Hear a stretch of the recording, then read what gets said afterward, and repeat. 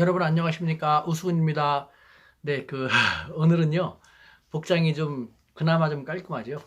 맨날 구질구질한 모습보다는요, 오늘은 어제 끝난, 미중 정상회담이라든가, 그 다음에 방금 한미 정상회담이 끝나가지고, 그에 대한 방송 출연을 하고 왔거든요. 그래서 옷을 갈아입기 전에 깔끔한 상태에서 미중 정상회담과 한미 정상회담에 대한 평가를 하려고 합니다.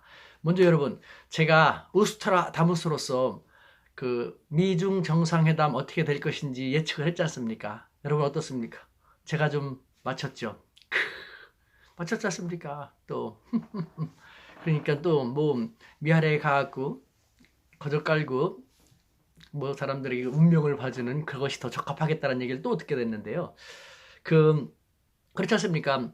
시진핑 수석 많이 준비를 해가지고 트럼프 대통령한테 가가지고 제가 말씀드린 바에 의하면 첫 번째 트럼프 대통령에게 회담을 할 때 우리는 이렇게 준비가 많이 됐다. 과거에 고분고분한 중국이 아니다. 한번 하다 보면은 출혈 경쟁만 심할 것이고 영광뿐인 상처만 될 테니까 타협을 하자.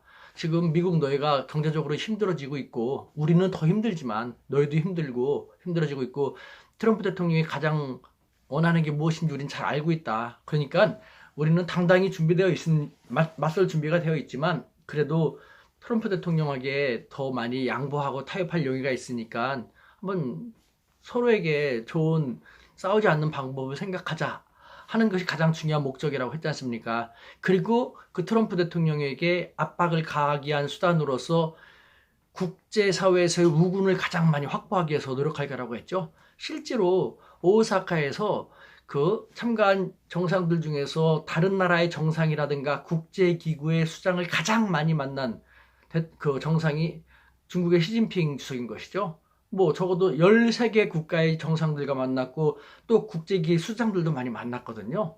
그룹으로 만나기도 하고 양자적으로 만나기도 하고 그럼으로써 실컷 조건 중국의 돈, 중국의 경제로서 많이 회유를 하고 그 다음에 자유무역을 옹호한다라는 그런 모습을 많이 보여줌으로써 너무 미국 쪽으로 쏠려가지 않게끔 단속을 했던 것이죠. 게다가 그 G20 석상에서 계속해서 제가 세 번째로 시진핑 주석이 자유무역이라든가 아니면 중국의 시장 경제를 향한 중국의 개방된 모습을 보일 것이고 국제 수준에 걸맞게끔 중국이 인터내셔널 스탠다드에 더 맞게끔 노력을 할 것이다. 외국 기업들이 더 쉽게 투자를 하고 외국 기업들이 활동하기에 더 좋은 투명한 비즈니스 환경을 더 적극적으로 만들 것이다라고 중국이 달라진 모습을 보여줄 거라고 했지 않습니까? 실제로 그렇게 했지 않습니까? 이 세 가지를 중심으로 시진핑 주석이 움직였고 그 결과 어떻습니까? 트럼프 대통령 보십시오. 당초 우려했던 것은 너무나 어떻게 보면 싱거운 결과 아닙니까? 화웨이에 대해서 거의 언급하지 않았지 않습니까? 트럼프 대통령 정말 그랬지 않습니까? 우리 미국 기업 화웨이에 대해서 부품을 공급해도 된다. 미국 기업이 화웨이하고 거래를 하는 것은 미국의 국가 안보에 나쁘지 않다라고 했지 않습니까? 얼마나 근데 어떻게 생각하면 좀 아이러니합니까? 불과 지난달만 하더라도 미국은 강경하게 얘기했지 않습니까? 화웨이와 같은 기업은 예를 들면은 미국의 국가안보뿐만 아니라 미국인의 안전을 위해서도 위해를 가할 수가 있기 때문에 그와 같은 기업하고는 거래를 제한하거나 사용을 금지한다라는 행정명령에 서명을 했고 국가 비상사태도 선포한 나라가 미국이지 않습니까? 트럼프 대통령이 국가 비상상태도 선포했지 않습니까? 그런데 그런 얘기 전혀 하지 않고 미국 기업이 거래해도 상관이 없다. 응? 화웨이하고 거래하지 않는 미국 기업들은 행복하지 않다는 걸 안다. 거래해도 상관없다라고 확 바뀌고 그 다음부터 아무 얘기도 하지 않았지 않습니까? 그 말은 무엇이냐? 그만큼 트럼프 대통령이 아무 말도 하지 않아도 될 만큼 엄청나게 많은 중국 측이 선물을 줬다는 것이죠. 트럼프 대통령 그랬지 않습니까? 우리 미국의 위대한 농부들이라든가 농민들은 중국으로부터 중국이 많은 음식과 많은 미국 농산물을 살 것이다. 그것도 즉시 엄청나게 많은 것을 즉시 살 것이다라고 얘기했지 않습니까? 그러면서 더 이상 얘기 안 했지 않습니까? 그만큼 중국은 미국한테 많은 것을 주어 줌으로써 아무 말도 못하게 만들었다는 것이죠. 그것은 곧 무엇이냐? 그래서 중국 당국은 회심의 미소를 짓고 있지 않습니까? 우리는 이제 트럼프라는 사람을 다루는 방법을 알게 됐어. 강경 대응 기조로 바꾸기 전에는 겁을 먹었지만 막상 뚜껑을 열고 보니까 그렇게 힘든 것도 아니네 라는 식으로 어느 정도 자신감을 느끼게 됐다는 것이죠.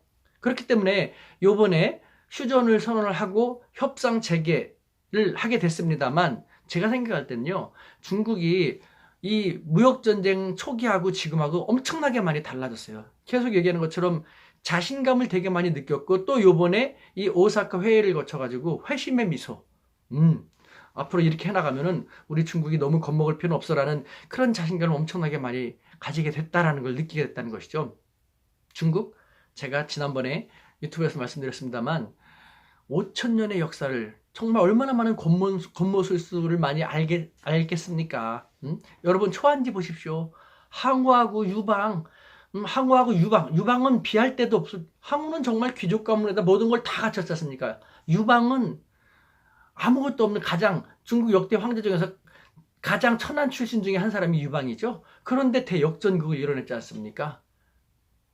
지금 중국은 바로 그와 같은 역사를 생각을 하면서 지금은 자기들이 나설 때가 아니라 고개 숙이면서 주어줄 때다. 앞으로는 당분간 더 미국에 맞춰주면서 하겠지만 이제 속으로 복수의 칼날을 득득득 갈면서 자신감을 획득한 김에 조금 더 다른 자기들이 좀 생각하는 그림을 좀 더 빨리 그려나가지 않을까라는 생각이 듭니다. 이와 관련돼서 더 중요한 것은 우리나라는 그럼 어떻게 될 것인가라는 것이죠. 금방 말씀드린 것처럼 중국이 전 세계적으로 공을 들이면서 자기들의 아군을 만들기 위해서 노력했지 않습니까? 근데 아직 한중 정상회담 정식으로 양자회담을 했다고는 할 수 없거든요. 다자회의석상에서 뭐 4, 50분 정도밖에 못 만났지 않습니까?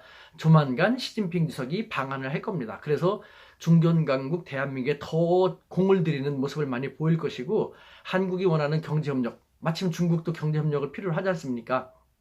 계속 말씀드립니다만 미국, 일본 기업과의 경제협력이라든가 미국, 일본과의 그 기술 교류라든가 기술 협력은 이와 같이 대립할 때는 중국 측에게 더욱 불리하기 때문에 그 경제협력이라든가 기술 교류의 그 상대방을 다각화시키지 않으면 안 되는 그런 필요성이 절박하게 생겼지 않습니까? 중국의 입장에서. 그렇기 때문에 우리에게 그만큼 더 공을 들이고 나올 수밖에 없다. 따라서 우리는 이와 같은 중국의 상황을 잘 파악하면은 우리에게 결코 불리하지 않다라는 걸 알 수 있는 것이죠. 자, 그러면 착각 이 컷입니다.